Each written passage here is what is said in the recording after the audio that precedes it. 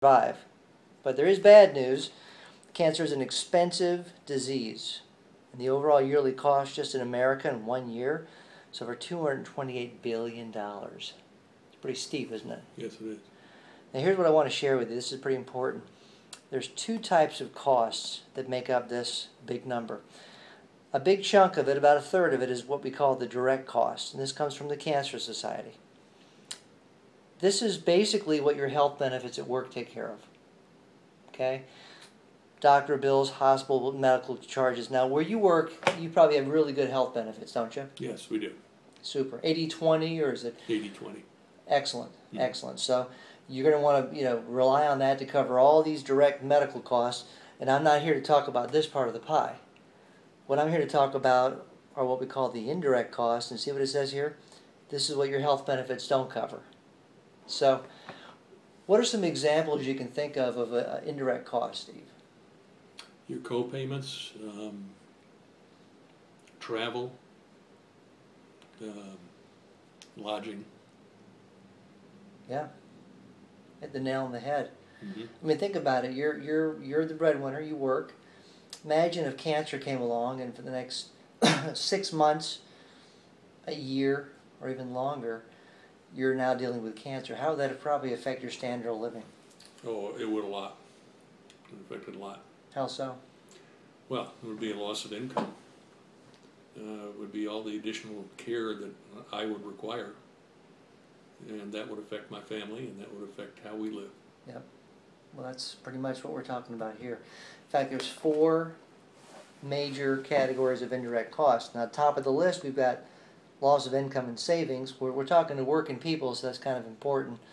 Time off work for the patient, but not just the breadwinner, but the family and friends. Mm-hmm. Now, at the same time we're not working, are these living expenses ever going to go away? No. So they're just going to get tighter, right?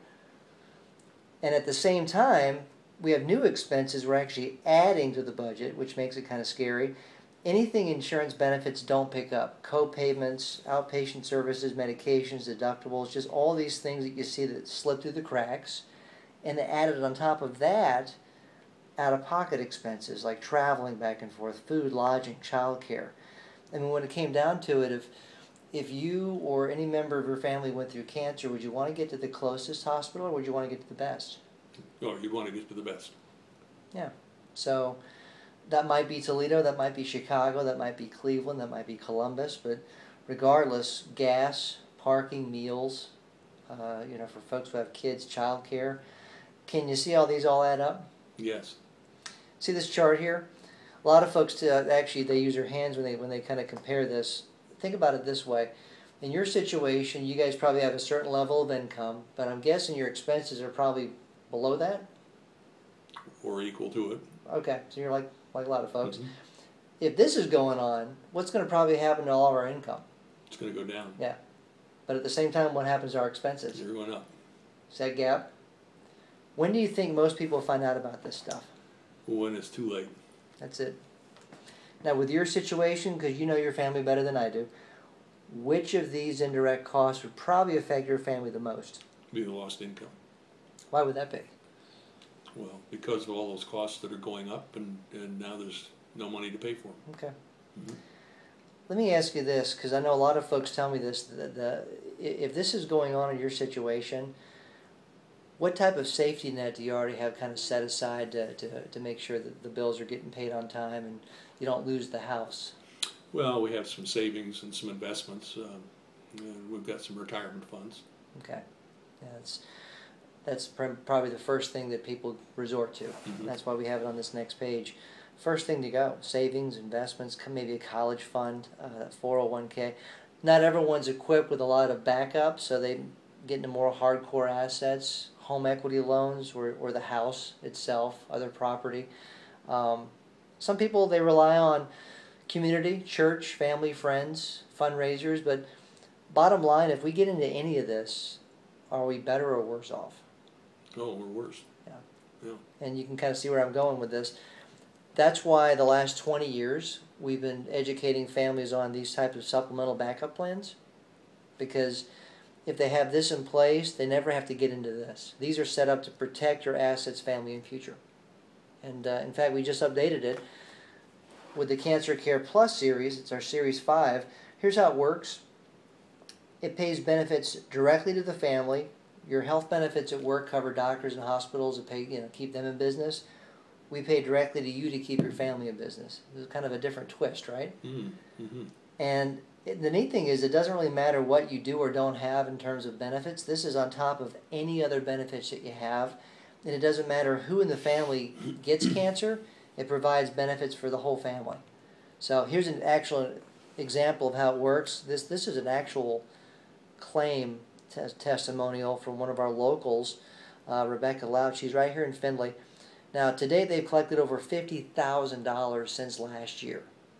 And most people would imagine it's her or her husband. It's actually a situation where it's one of her kids. And she wrote in, I never thought that I would have to use this policy on one of my children. And they talk about how she went through a bone marrow transplant. The money's been unbelievable and a blessing to our family. So can you imagine, though, in a situation where it's one of your kids, and to have an extra $50,000 just in your bank account to use any way you saw fit? Yes. That's sort of what we're doing. Yep. So there's probably a lot of reasons why folks are looking at this, and you're from this area, so you probably know a lot of the folks that we even have on the plan.